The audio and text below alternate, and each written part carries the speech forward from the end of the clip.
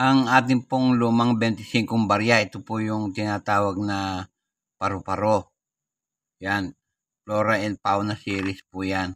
Napulot ko sa basurahan at kaya po ganyan ang itsura ay nilinis ko lamang dahil punong-puno po siya ng umido.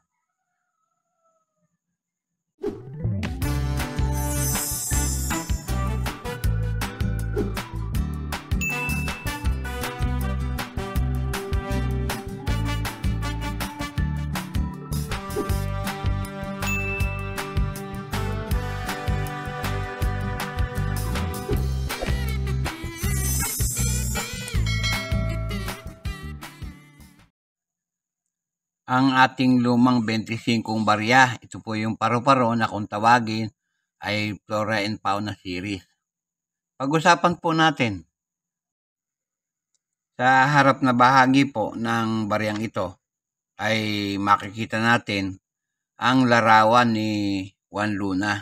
Yan po, nakaharap sa kanan. Yan. Tapos po sa ibabaw ay nakasulat ang Republika ng Pilipinas. Sa kanyang bandang ilalim, yung taon ng pagkakagawa. Yan, makikita nyo, 1990. Yan.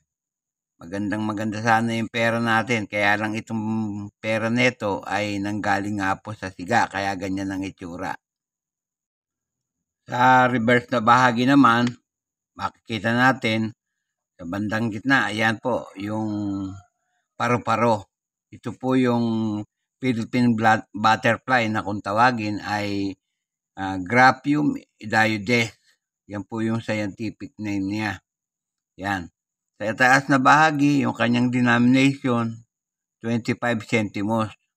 Tapos yung sa ilalim, yun po, yung kanyang scientific name na Graphium idiodes. Yan ang ating makikita.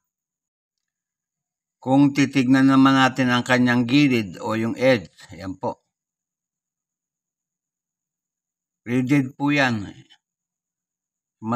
Kinain lang po ng ito. Kinain lang po ng dumi. Kaya naging parang kala nyo plain. Pero rigid po yan. Yan.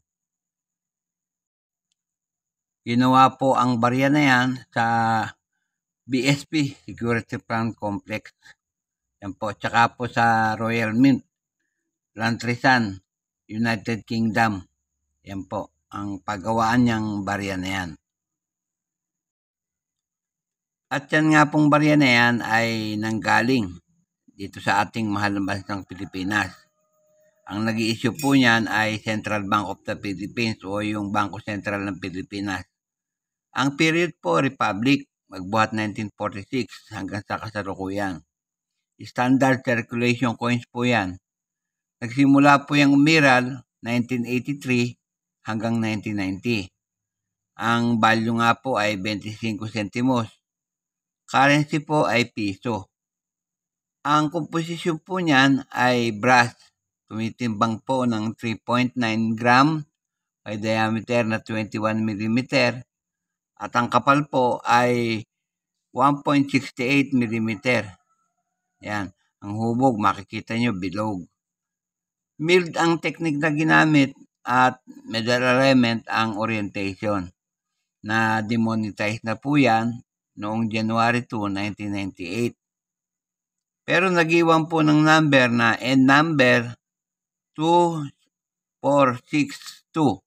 Yan po ang number niyan. At reference number na KM number 24.1, 241.1. Yan pala. Comma school number 82. Tignan naman natin sa numista ang update price niya, yung kasalukuyang presyo niya. Yan po. Ang good po niyan, nung petsang 1990 ay 4 pesos 90 centavos. Ang very good po at saka yung fine, parehong 13 pesos. Yung very fine po ay pumapatak na 18 pesos. Yung extra fine ay 20 pesos.